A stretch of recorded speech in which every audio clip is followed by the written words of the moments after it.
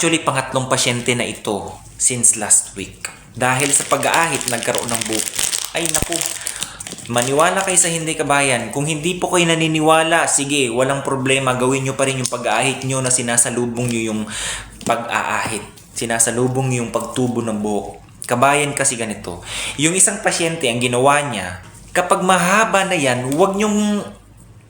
Okay? Baka may gumagawa. Kapag mahaba yan, huwag ka magdadirect na yan ay aahitin mo.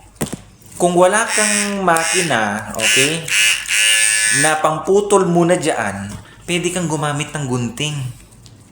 Okay? Hanggang sa panahon na to kabayan, may nagme-message pa rin dahil sa problema sa ganyan. Sa totoo lang.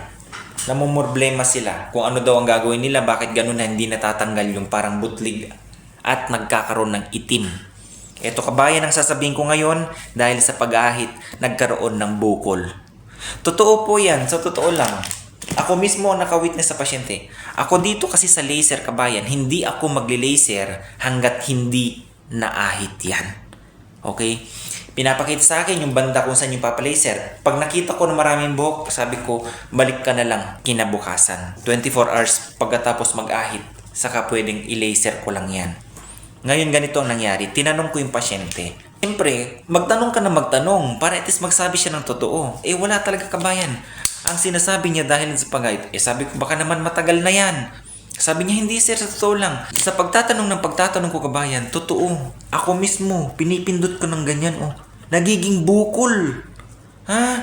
Nung una na pag-ahit niya, kaya nga sinasabi ko sa inyo kabayan, ang pag-aahit po, sa totoo lang, huwag niyong salubungin talaga.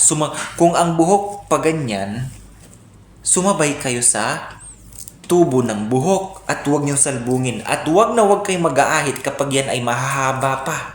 Sa totoo lang, gupitin nyo muna yan.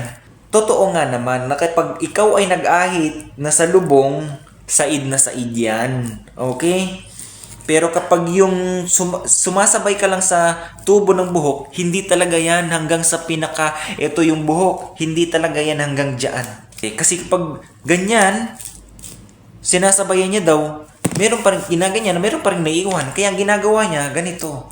At, pakiusap kabayan, please, gumamit kayo ng shaver na single use lang. Okay? Ay, baka sasabihin nyo, ang mahal naman kasi ng mga shaver, sir. Kaya nakakahinayang. Kung gagamit kayo ulit ng ginamit na razor, i-steril nyo muna yan, kabayan. Oh. Sa isang pasyente kasi 3 sila. Ang sabi ko, yung ginamit mo ba na razor ay disposable. Pinakita ko to mismo. Okay? Actually, ganito yung sinabi ko sa kanya. Bumili ka ng madami at yan ang gagamitin mo. O, yan. Okay? Ayan, kabayan. Disposable. Sabi niya, hindi. Yung pagkatapos niya ito gamitin, hinugasan niya lang tapos nilagay niya na daw sa Tapos yun din ang ginamit niya ulit. Sabi ko, gumamit ka ng disposable. Eh, kayang-kaya naman nilang bumili ng ganyan eh. Okay. Ngayon, kung ikaw, ating kababayan, sabi mo, kasama pa sa budget yan, yung pagbili ng mga Gillette, mga ganyan, ang mamahal. O kadalasan kasi nabibili dyan sa kahit sari-sari store. Diba yung single blade lang. Single use lang po yan, kabayan. Hindi po yan sinasabing reusable. Ngayon, kung mapurol na yung ginagamit mo ngayon, ganyan kahit na sinasabayan mo yung tubo ng buhok, hindi niya na yan napuputol. Nag-i-slide na lang yan kapag gumamit ka ng used na razor. Kapag sinalubong mo naman yung buhok, kailangan mong diinan yan. So, ang tendency, pati na yung balat, dyan nagkakaroon ng mga rashes. Base po talaga ito sa mga experience ko dito sa pasyente na to kabayan, na sana wag nyong gayahin. Isipin mo yan ha. Dahil lang sa razor na ito, kaya siya nagkaroon ng bukol. Totoo po yan. Kung hindi po kayo naniniwala, okay, skip nyo na tong video na ito. Sige, gawin nyo pa rin kung anong kinaugalian nyo. Huwag nyo nang antayin yan, kabayan, sa totoo lang, na magkakaroon ng bukol na ganyan. Okay, sabi ng pasyente sa akin, may bukol siya. Pinahiga ko. Chinek ko ngayon yung bukol. Brad, for my safety, hindi ko ni-laser. Bakit? Baka sasabihin niya, dahil sa pagli-laser, kaya siya nagkaroon ng bukol. Nandito tayo sa ibang lugar, Brad. Sa totoo lang. Ha?